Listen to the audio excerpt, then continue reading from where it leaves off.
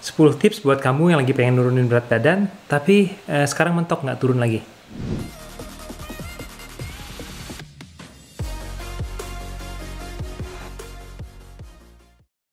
Ini sebuah artikel yang ditulis dari seorang dietitian yang namanya Christina Laru. Oke, jadi kamu udah latihan rajin, diet, tapi berat badan sekarang nggak turun lagi. Dulunya turun.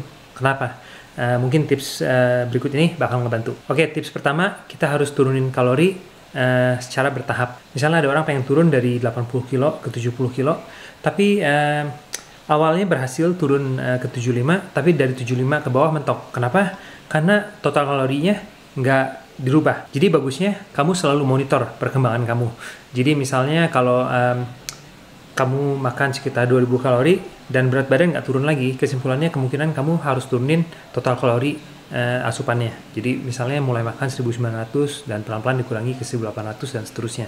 Jangan makan kalori terlalu rendah juga. Kalau misalnya kamu makan udah sedikit tapi nggak turun juga, kemungkinan besar kamu harus jalanin yang namanya reverse diet, ya. Kamu naikin dulu kalorinya pelan-pelan supaya metabolic rate kamu ikut naik, dan dikombinasi dengan latihan weight training, baru kamu turunin lagi nanti kalorinya.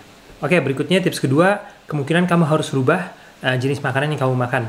Kemungkinan besar misalnya kalau kamu makan nasi putih, ya, kamu bisa turun berat badan dari 80 ke 75.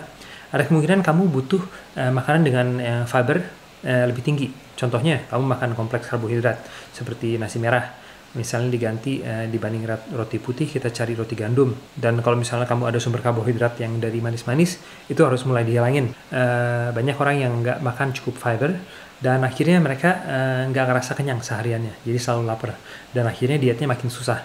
Jadi pastiin kamu makan makanan dengan fiber atau serat yang tinggi. Contohnya sayur-sayuran. Oke, itu seratnya tinggi dan bikin kamu kenyang lebih lama dan kalorinya rendah. Dan hindari juga makan-makanan yang kelihatannya sehat tapi sebenarnya kalorinya tinggi. Contohnya, teman saya ada yang suka makan alpukat, ya, dia kira sehat tapi ternyata dia tuh gemuk karena alpukat, karena satu alpukat aja itu bisa kadang-kadang bisa sampai 200 kalori, ya.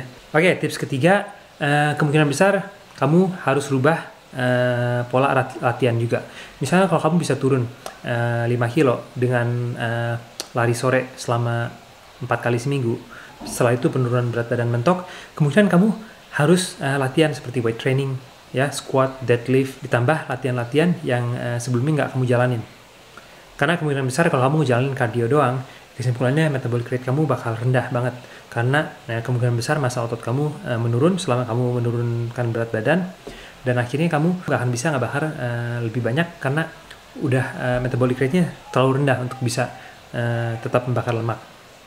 Jadi bagusnya kamu rubah pola latihan. Kalau misalnya biasa kebanyakan cardio, kamu bisa tambahin lebih banyak weight training, fokus untuk membangun otot supaya metabolic rate lebih tinggi lagi, dan akhirnya penurunan berat badan bisa dilanjutin lagi. Dan kalau kamu biasa ngejalanin cardio biasa, saya saranin jalanin juga yang namanya HIIT atau high intensity interval training. Jadi kamu lari cepet, pas itu lambat, pas itu tiba lari cepet lagi, pas itu lambat. Kamu bisa Google gimana cara latihan cardio HIIT. Tips keempat, nggak menghitung snack-snack yang kamu makan.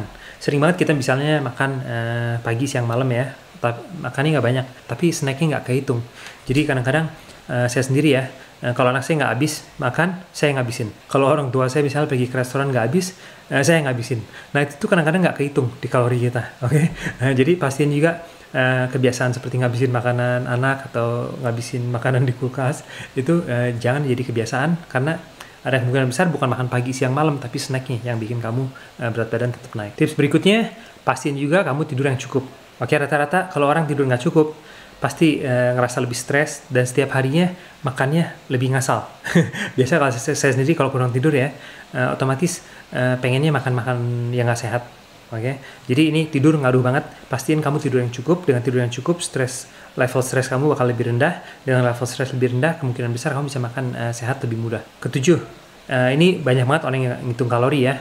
Mereka salah hitung. Biasa kalau mereka udah latihan, nge-gym, udah olahraga, setelah itu mereka makan banyak banget. Tapi ini kesalahan paling utama, karena banyak orang nyangka kalau mereka udah nge-gym, kesimpulannya mereka ngebakar lemak banyak banget. Padahal pada saat kita nge-gym, ya, kalori yang terbakar itu nggak sebanyak yang kita kira. Mungkin kita ngebakar sekitar 200-300 kalori kita nge-gym selama sejam, ya. Setelah itu kamu pulang ke rumah, pas itu makan es krim, makan martabak, itu kemungkinan besar kalori yang kamu dapat setelah latihan jauh lebih besar dibanding kalori yang kamu bakar di gym. Jadi pasti juga kalau kamu latihan dan makan itu dimonitor dua-duanya. Jadi kamu tahu, misalnya kalau kamu latihan nge-gym 3 kali seminggu, saya bisa makannya berapa banyak. Kalau misalnya saya latihan 4 kali seminggu, saya bisa makannya berapa banyak. Ini ke-8, yang jelas-jelas ngebantu banget, pastiin kamu cukup minum air putih atau air mineral. Karena terus terang sering banget kita kadang-kadang lupa minum, akhirnya ngerasa lapar. Padahal bukan lapar, haus. Tapi akhirnya kita makan kebanyakan. Tips berikutnya, fokus untuk meningkatkan massa otot. Dengan massa otot lebih tinggi, kesimpulannya metabolic rate kamu lebih tinggi. Jadi kalau kamu latihan weight training dan fokus untuk membangun otot, kesimpulannya kamu bisa makan lebih banyak, tapi nggak nambah berat badan. Kenapa?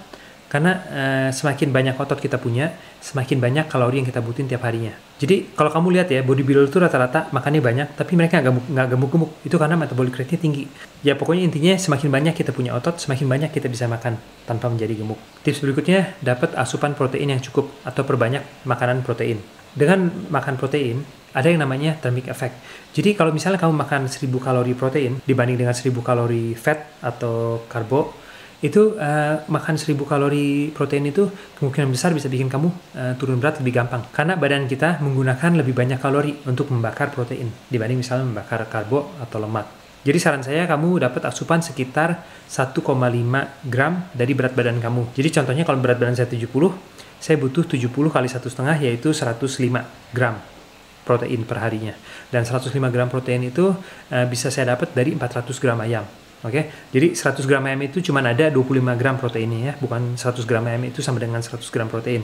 Ini nggak harus dada ayam ya, bisa kamu ganti dengan ikan, kamu bisa kombinasi antara ikan, seafood lainnya, udang, daging sapi, daging ayam, bisa ditambah juga misalnya whey protein kalau kamu butuh. Oke, itulah beberapa tips untuk menurunin berat badan kalau berat badan kamu udah mentok. Dan semoga tipsnya ngebantu. Dan jangan lupa juga untuk like, subscribe, dan nyalakan juga lonceng supaya nggak ketinggalan untuk tips dan video-video berikutnya. Terima kasih.